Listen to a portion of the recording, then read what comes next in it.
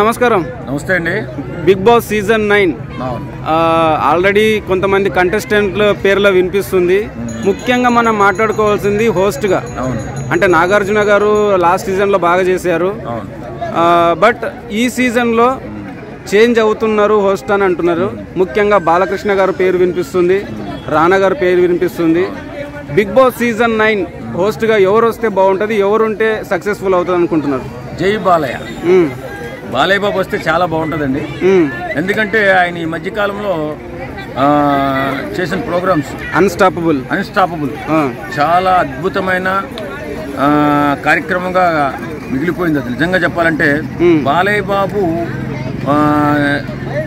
వ్యతిరేకించేవాడు చాలా మంది. అవును, ఆ వ్యతిరేకించేవాడు కూడా ఆయన ఫ్యాన్ గా మారిపోయారు అన్స్టాపబుల్ తో. ఖచ్చితంగా చక్కటి అతను మనస్తత్వాన్ని ఆవిష్కరించిన కార్యక్రమం అన్స్టాపబుల్. అవును, అలాగ గొప్పగా ఆకట్టుకున్నాడు బాలయ్య బాబు.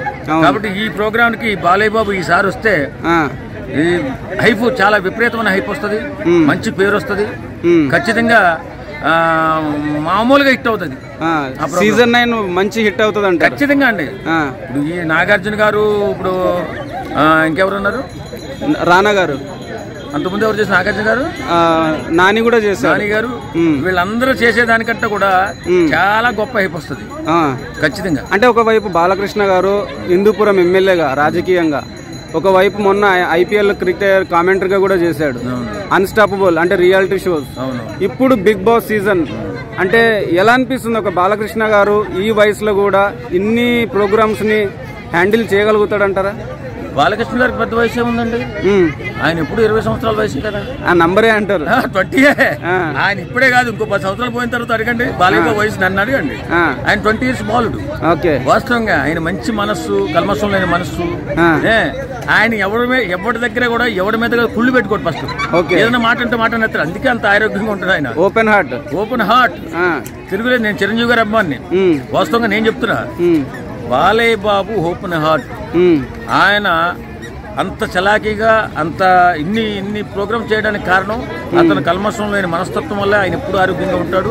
ఖచ్చితంగా ఈ బిగ్ బాస్ సీజన్ 9 ఎలా ఉండబోతుందో చూడండి. బాలయ్య బాబు ఇలా ఎంటర్ అయితే చాలు, అది ఏ స్థాయికి వెళ్ళిపోతుందో ఆ స్థాయికి వెళ్ళిపోతుంది. అఖండ బాక్సులు బద్దలైనట్టు బాక్సులు బద్దలవ్వడం, దీని బాక్స్ బద్దలైపోతాయి.